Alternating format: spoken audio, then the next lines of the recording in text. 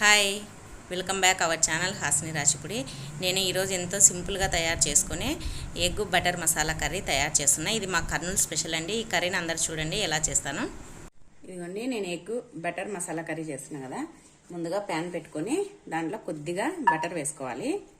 Butter వేసుకొని butter అంతా ఇది కొద్దిగా అంత పెన్నెమంతా స్ప్రెడ్ చేసుకున్నాం బటర్ను. ఎందుకంటే బటర్ అంతా స్ప్రెడ్ చేసుకున్నాం కదా, కరిగింది కదా బటర్. దీంట్లో కొద్దిగా ఉప్పు పసుపు వేద్దాం. ఇదిగోండి, కొద్దిగా కారం, కొంచెం ఉప్పు,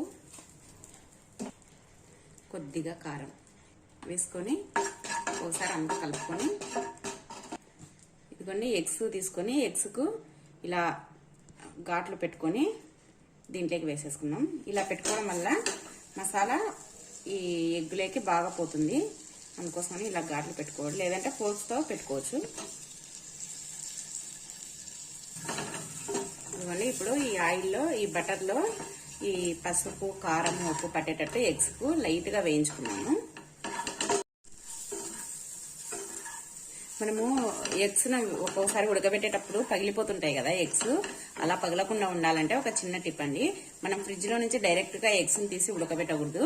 మనము ఉడకబెట్టాలనుకున్నప్పుడు ఎగ్స్ ను ఒక 1/2 అవర్ 45 మినిట్స్ ముందర మనం ఫ్రిడ్జ్ లో నుంచి బయటికి తీసి పెడితే ఎగ్స్ పగలకుండా బాగా వస్తాయి. ఉడకబెట్టేటప్పుడు కొద్దిగా ఉప్పు వేసి ఉడకబెట్టండి. మరీ ఎక్కువ హై ఫ్లేమ్ లో కాకుండా మీడియం ఫ్లేమ్ లో పెట్టి ఎగ్స్ ను ఉడికించుకుంటే ఎగ్స్ అస్సలు పగలకుండా వస్తాయండి. ఇది ఒక మంచి టిప్.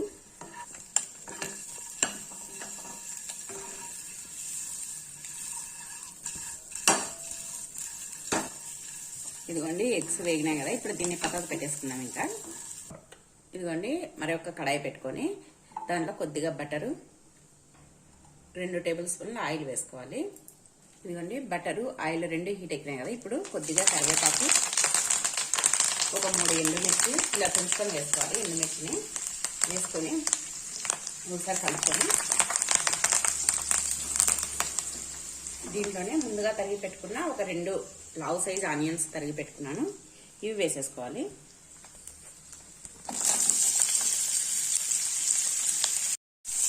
ఈ ఆనియన్స్ బాగా వేగాలండి. వేగేంత వరకు కలుపుకున్నాం. ఇదిగోండి, ఆనియన్స్ ఈ గోల్డ్ కలర్ వస్తున్నాయి కదా లైట్ గా. ఇప్పుడు అల్లం వెల్లుల్లి కొత్తిమీర 3 కలిపి పేస్ట్ చేసిన అది వేసుకోవాలి. 1 స్పూన్ వేసుకొని ఇది పచ్చివాసన పోయేంత వరకు కలుపుకోవాలి. ఆనియన్స్ ఖచ్చితంగా ఈ కలర్ రావాలండి. ఈ కలర్ వస్తేనే టేస్ట్ ఉంటుంది ఎగ్ కర్రీ. ఎందుకంటే అల్లం వెల్లుల్లి పేస్ట్ పచ్చివాసన పోయింది. ఇప్పుడు ముందుగా తరిగి పెట్టుకున్న 2 టమాటాస్ని ఇవి వేసేసుకోవాలి. ఇలా పొడుగ్గా తరిగి పెట్టుకున్నా నేను 2 టమాటాలు వేసుకొని, ఈ టమాటాలు కూడా ఈ ఉల్లిగడ్డలు ఇవన్నీ బాగా కలిసేటట్టు కలుపుకొని ఒక 5 నిమిషాలు మూత పెట్టేసుకొని సిమ్లో పెట్టి మగ్గనిద్దాం. టమాటాలు మెత్తబడిపోతాయి బాగా. ఇదిగోండి, మూత పెట్టేసి ఒక 5 నిమిషాలు మగ్గనిద్దాం. టమాటాలు బాగా మెత్తబడాలి. ఇదిగోండి, 5 నిమిషాల తర్వాత మూత తీసి చూస్తే చూడండి టమాటాలన్నీ బాగా మెత్తబడినాయి కదా. ఇప్పుడు దీంట్లో మన టేస్ట్కి తగినంత ఉప్పు, 1 టేబుల్ స్పూన్ కారం, 1/2 టేబుల్ స్పూన్ పసుపు, 1/2 టేబుల్ స్పూన్ ధనియాల పొడి, ఇవన్నీ మసాలాలు వేసుకొని ఒకసారి బాగా కలుపుకుందాం. ఒకసారి అంతా బాగా కలుపుకొని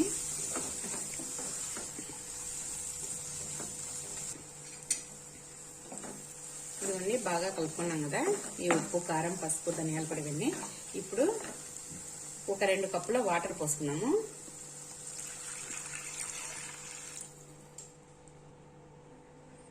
ఇవన్నీ 2 కప్పుల వాటర్ పోసుకుని బాగా కలుపుకున్నాం.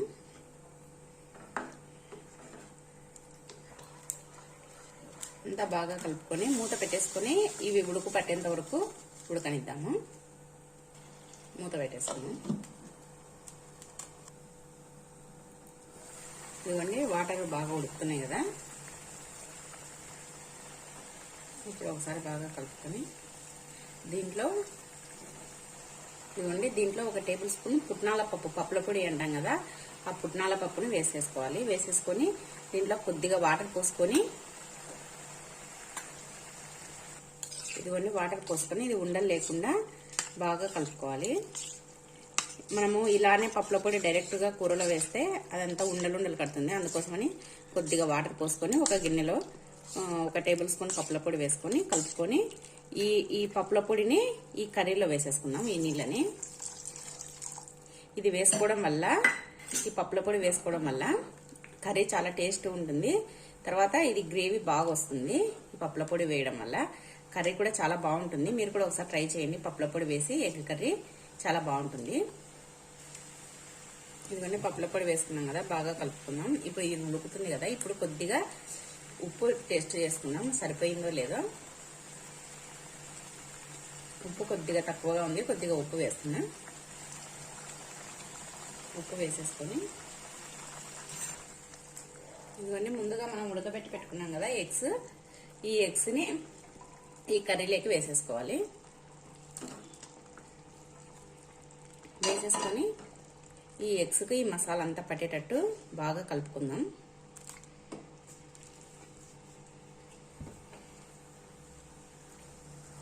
ఇలా కలుపుకొని మనము కస్తూరి మేతిని వేసుకుందాం. ముందుగా కస్తూరి మేతిని, ఇదిగోండి కస్తూరి మేతిని కొద్దిగా పెన్నెం పైన వేయించుకొని ఇలా పొడి చేసుకోవాలి. ఇది వేయించుకోకుంటే పొడి కాదండి, అందుకోసమని కొద్దిగా లైట్గా వేయించుకొని ఈ కర్రీలోకి వేసేసుకుందాం.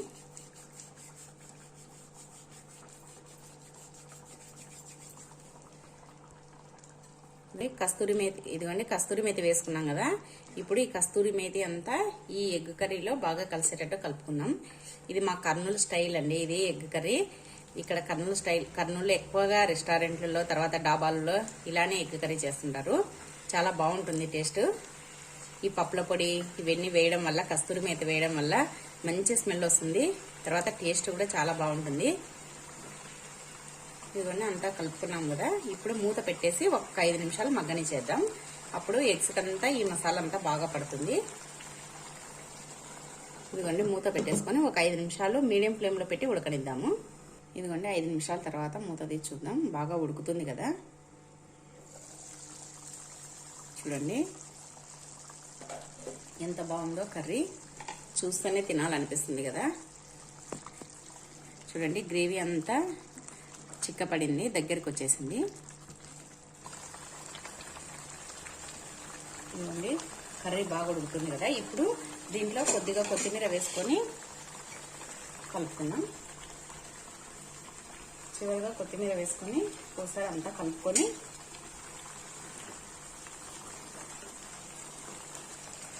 ఇదిగోండి కొత్తిమీర వేసి కలుపుకున్నాం కదా. ఇప్పుడు స్టవ్ ఆపేసుకొని సర్వింగ్ బౌల్లోకి తీసుకుందాం. ఇదిగోండి ఇప్పుడు ఈ కర్రీని సర్వింగ్ బౌల్లోకి తీసుకుందాం.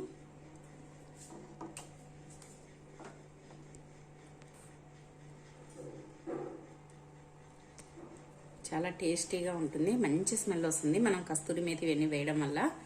మంచి ఇదిగోండి Kurnool style egg butter masala curry చాలా బాగుంటుందండి టేస్ట్. మీరు కూడా ఒకసారి ఖచ్చితంగా ట్రై చేయండి.